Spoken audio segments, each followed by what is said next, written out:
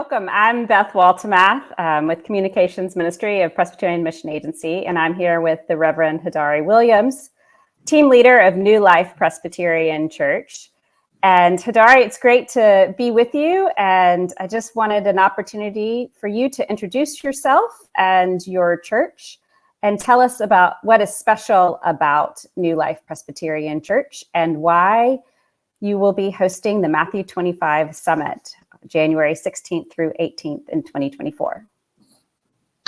Thank you, Beth. It's a joy to be on with you and to share a little bit about our precious church, New Life, which is very dear to my heart and to many members in our community. I've been pastoring at New Life Presbyterian Church for going on 8 years now, and inherited a community of people who have been passionate about serving the community of the city of South Fulton, and passionate about dealing with issues related to hunger, injustice, as well as environmental issues. So we're excited about the direction of our ministry. We're excited about the work that we're engaged in.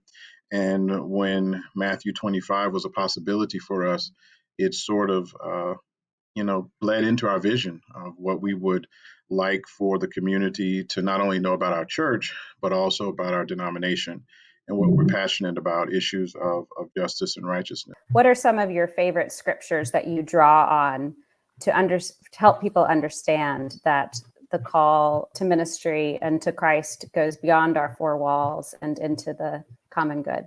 I also draw heavily upon, Jesus and his calling of the disciples, making them fishers of men.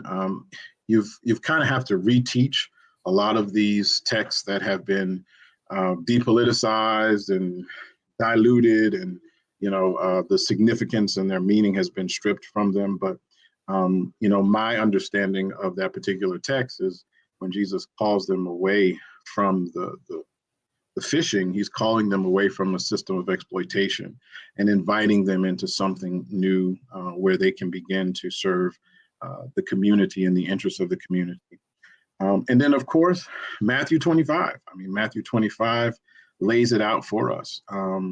Jesus talks in this particular text. I know we could spend a lot at the top of this text, but if we go down to the bottom, there's some very poignant questions asked. And it gets to the heart of where is our passion? Where is our compassion? Where is our love for God's people? And does it provide opportunities for those who have been marginalized and those who have been left out? Does our ministry, is it all encompassing, and does it serve those individuals? So, those are quite a few. There are probably many more. Because, as you probably know, Beth, to encourage people in the church to engage in these types of initiatives and movements and direct actions, it requires preaching and teaching to it for them to understand the biblical significance of our ministry and work.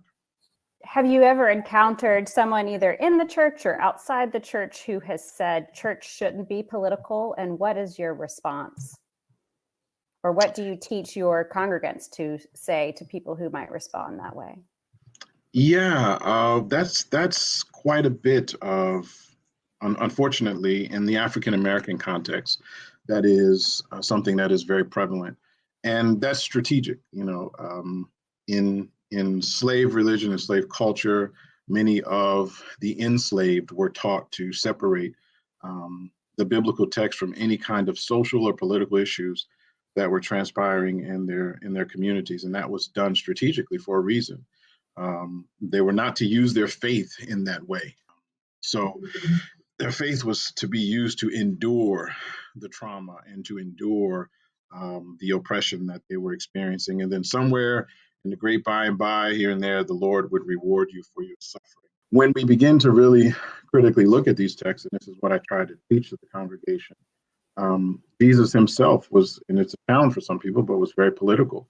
For Jesus to assert the kind of authority he asserted under Roman occupation he was challenging the political structure with a political identity, whether some called him the King of Jews or he was the Son of Man. All of these heavy terms that spoke contradicted the leadership of Rome was a political move.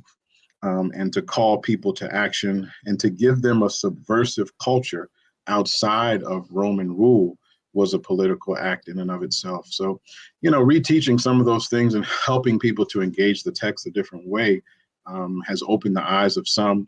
And as you know, many will always come with eyes that don't want to be open. So they will resist that, because changing what you've always been taught and to believe is a hard thing. And that's where a pastor has to be very compassionate about the impacts that has on individuals. Thank you, Reverend Williams. It's been wonderful to talk with you today, and I look forward to meeting you in person in January.